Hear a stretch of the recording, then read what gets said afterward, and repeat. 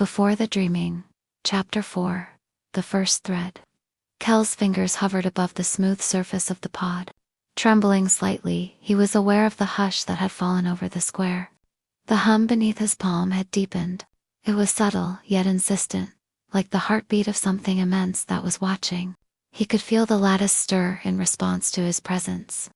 Fragile electric threads were reaching outward, brushing against fragments of memory and echoes of lives long past. Mira's hand brushed his lightly. "Together," she whispered, her voice steady, anchoring him. Kel nodded, his heart racing, and he stepped closer. The square seemed to expand and contract, the crowd fading into soft shapes at the edges of his perception. The pods pulsed in uneven rhythms, some quick and bright, some slow and hesitant, as though each had its own mind, its own history, waiting to respond to the ones who dared to notice. Kel's vision shimmered at the edges, as threads of past and future intertwined. He sensed the lattice, not distant, not abstract, but alive. It was conscious, waiting for engagement. The stranger from the edge of the square watched him quietly, eyes like steel. "Do not touch yet," he said, voice low, carried on the hum itself. "The first lessons are not in touching, but in perceiving. See the threads, listen to them. Understand before you act." Kel swallowed.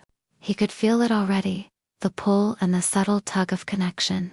The lattice probing gently, inviting him to recognize it, to step fully into its rhythm.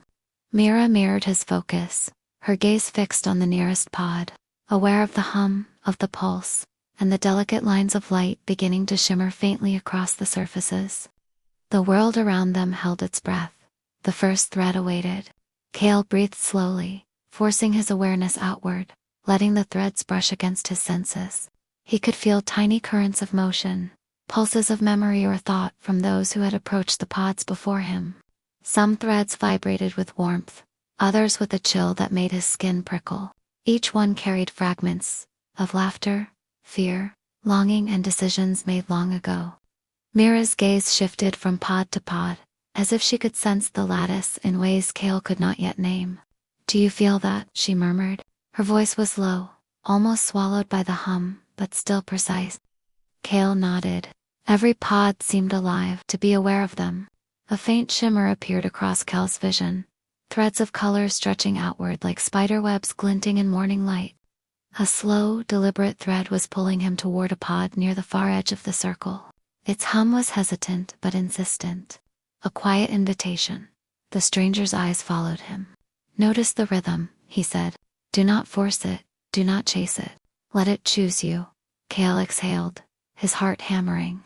He tried to relax, letting the lattice flow through perception rather than touch. The threads moved around him like water, fragile yet relentless. A flicker of light traced along one strand, rising from the pod to him, brushing his arm and leaving a sensation not of heat or pressure, but of recognition. He looked at Mira. Her eyes were wide, pupils dilated and reflecting the shimmer across the square. She took a small step closer to him, and the thread that had touched him stretched, looping around her too. The lattice was learning, adjusting, and sensing their combined presence. Kel's fingers twitched.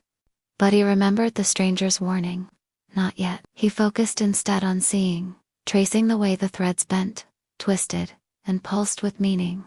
A whisper of insight tickled his mind, a memory that was not his own but felt intimately familiar. The pods respond to those who reach, the stranger's voice carried again. To those who notice, to those who dare to see. Kel felt a surge of both exhilaration and fear. To see and to truly perceive was more than observation, it was engagement.